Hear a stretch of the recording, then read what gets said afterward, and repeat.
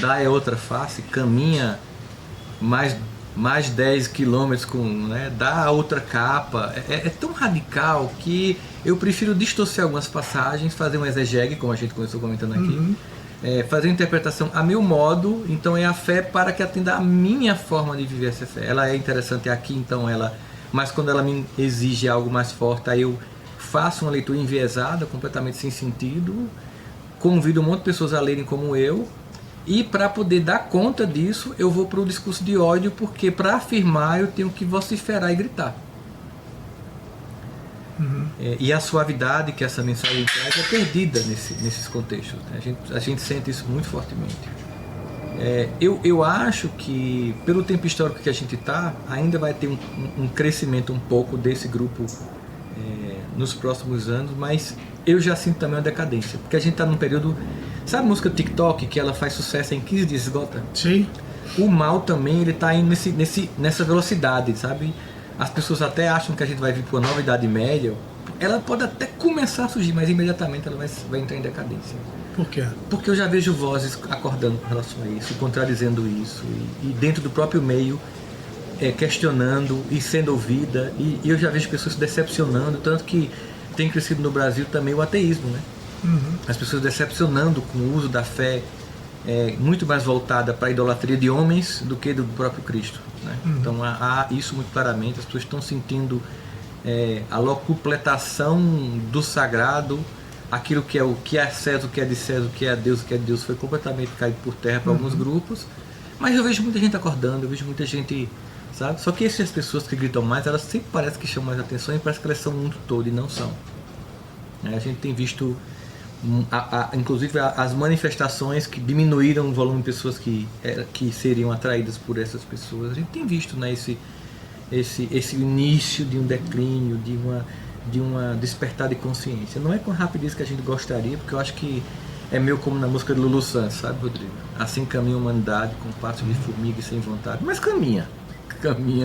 Então, só que o processo histórico vai fazer com que se acelere muito rápido. E aí, quando as pessoas começam a encontrar a coerência nas pessoas, na fé que elas professam, muito mais baseado no que elas vivem do que do que elas falam, a gente começa a ver concórdia, a gente começa a ver pessoas de religiões diferentes que conseguem se respeitar, ainda que discordando de perspectivas teológicas de um ponto ou outro, mas vê que tem muito mais pontos comuns do que divergentes. E a gente começa a sentir essas pessoas se encontrando, se conectando, conversando, sabe, se convidando para esse diálogo interreligioso respeitoso, cada um no seu espaço, né, construindo essa... Você já vê alguma fagulha disso? Vejo, muito fortemente. Você consegue exemplificar?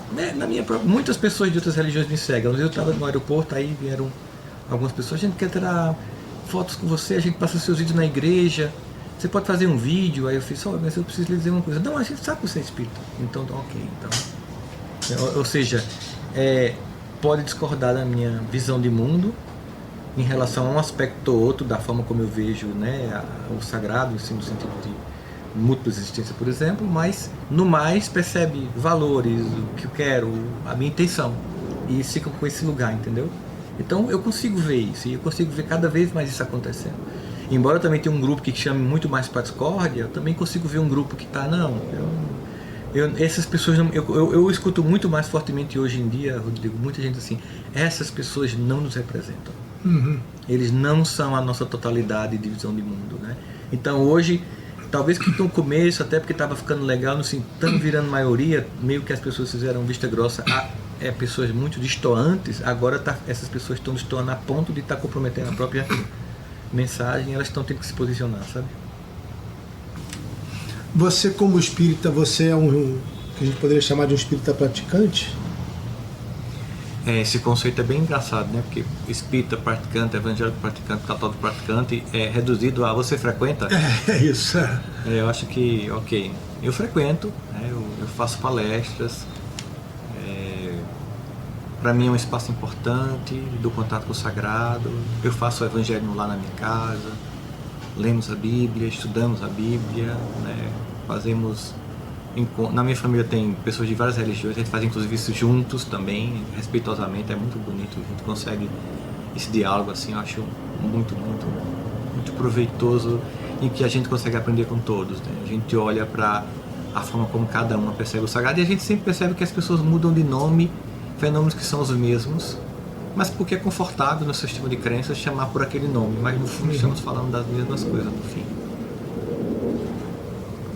Qual é a sua expectativa, ou se você tem expectativa, depois dessa vida?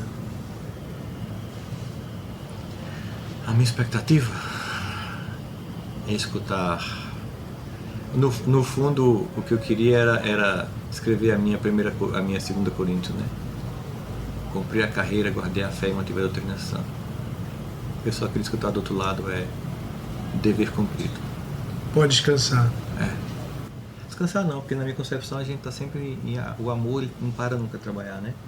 É tipo, pausa para nova batalha, para nova fase, para um novo momento, né? Para continuar amando em outras dimensões, em outras potências da vida. A gente fala muito dos ensinamentos de Jesus e a gente falou da questão do perdão, que para você é muito importante. O que é exatamente aprender a perdoar e viver isso, né? Porque uma coisa é você dizer, eu perdoei. Uma coisa é você viver a experiência do perdão. Como é que se dá essa experiência dentro da gente? Ela não é intelectual, porque do ponto de vista intelectual ninguém duvida que o perdão é bom, a gente sabe disso. É uma escolha emocional, intencional, e que eu preciso ganhar consciência. Eu sempre digo para as pessoas que o primeiro perdão que a gente tem que dar é a nós mesmos, por ainda não conseguir perdoar, ainda que sabendo dos benefícios para nós de que o perdão traria. O que a psicologia diz do benefício do perdão? Se você entrar hoje dos bancos de pesquisas e pegar artigos científicos e papers a respeito do tema, você vai ver que hoje a maior parte das doenças tem como causa o ressentimento. Ou seja, nós temos predisposições de doenças, mas elas são engatilhadas não por causa de um DNA, mas de um comportamento que transforma o DNA que engatilha o DNA, entendeu? Ou seja, todo mundo pode ter gene para um câncer, mas pessoas que têm mágoa têm muito mais propensão de desenvolver um câncer do que quem não tem. É aquela frase que o Haddad popular falava hoje, materializada em pesquisas. O ressentimento é um veneno que eu tomo para matar o outro e eu que morro. Então, aumenta a pressão cardíaca, risco cardiovascular, risco de AVC, de doenças, né, graves, doenças autoimunes. Então, perdoar é saúde pública, né? É preservação da própria vida. Então, não permitir que o passado destrua teu presente e inviabilize teu futuro. É não permitir que alguém que te machucou apague um conjunto de amores que quer te abraçar. Porque você fechou seu coração porque alguém te machucou, te abusou, né? E nunca é dizer que essa pessoa estava certa ou que isso não te machucou. Não é negar essa dor, nem inocentá-las, mas é se libertar daquilo que já provocou e que já foi mal o suficiente quando aconteceu. O perdão exige necessariamente o esquecimento? Não, esquecer nem é possível. Se você esquecer, a pessoa faz de novo. Perdão é lembrar sem sentir a emoção que ele provocava em você, o peso que ele provocava. Não tem coisa que você consegue contar hoje de um dia que você estava com muita raiva do seu pai e hoje vocês riem juntos? Você não esqueceu, mas aquele não tem mais o peso. Até porque você ressignificou, entendeu que ele estava certo. Tem coisa que não é isso, tem coisa que é mágoa mesmo. A pessoa não estava certa, mas você diz, poxa, é o seguinte, é a vida. Aconteceu. E aí? Eu vou ficar agora o tempo inteiro usando essa narrativa para ficar num lugar em que é confortável? Eu conheço pessoas que nunca foram elas, Rodrigo. É sempre o filho do pai alcoólatra, da mãe narcisista, do ex-traidor, da ex-sacana. Estou falando com a Joana, 30 anos depois, ela, porque um dia aquele infeliz do Marcos, ela não é mais Joana, ela é a ex do Marcos. Entendeu? Ele nunca foi José, ele é o filho do pai alcoólatra, a filha da mãe narcisista. Então, é tão colada a identidade com o ressentimento que você não consegue suportar o vácuo que vem do perdão. De você ter que reconstruir sua identidade sem a narrativa da dor. Eu conversei nos Estados Unidos, numa época, com pessoas que tinham participado de uma pesquisa sobre supermemória. Eram pessoas que se lembravam de coisas inúmeras coisas da vida e todos os dias essas memórias vinham à cabeça delas. Tinha uma mulher que tinha tido uma relação problemática com o marido e se lembrava dessa relação o tempo todo. E essa mulher era uma grande sofredora. Por isso eu perguntei da memória. Sim. A questão não é você ter ou não ter memória, mas é como você lida com aquele acontecimento. Lida com essa memória e não, o que é o ressignificar? Tipo assim, eu olho para aquele evento e dou um novo significado, eu crio um novo signo. Então, no novo signo ok, eu fui vítima naquele momento, mas eu não tenho, por exemplo, aconteceu um abuso sexual, que é muito comum, mais do que a gente imagina, infelizmente. Eu fui vítima naquele momento, mas de lá para cá minha vida aconteceu de novo, em outras circunstâncias. Se eu continuo tão preso àquele evento, eu não consigo nem amar outra pessoa, nem me permitir ser tocado com amor, porque eu acho que não tem espaço para isso para mim, nem merecimento, né?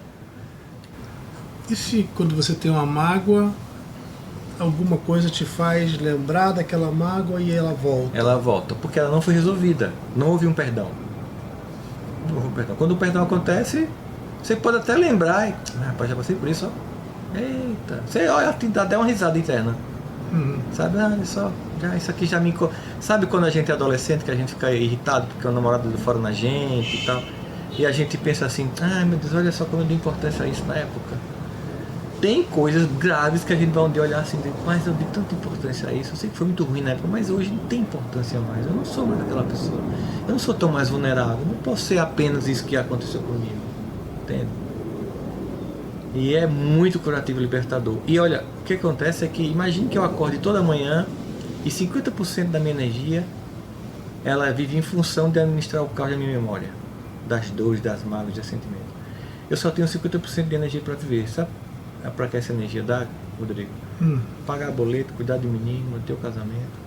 Energia para sonhar e realizar não tem, porque está sendo drenado para o meu passado, ou ansiosamente para o meu futuro.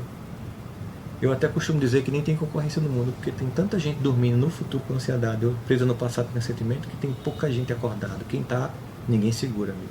Aí você está sendo budista. Aqui e agora. Psicologia pura também. O que importa é menos o que foi e mais o que está sendo. Não é sobre por quê. É a pergunta que não tem resposta, porque até quem te machucou não sabe dizer por que te machucou. Pode ser só repetição de padrões familiares, entendeu? A pergunta é, como eu faço? E o como é agora. Por que arqueologia? Por que fulano me abusou? Por que fulano me abandonou? Por que fulano me traiu? Por que eu não tive a família perfeita? Como é que eu faço se o cenário não foi como eu gostaria? Como é que eu faço com os recursos que eu tenho? É bem histórico também, né? Pra quem tá com preguiça de ler o estoicismo, #aceita que não dói menos.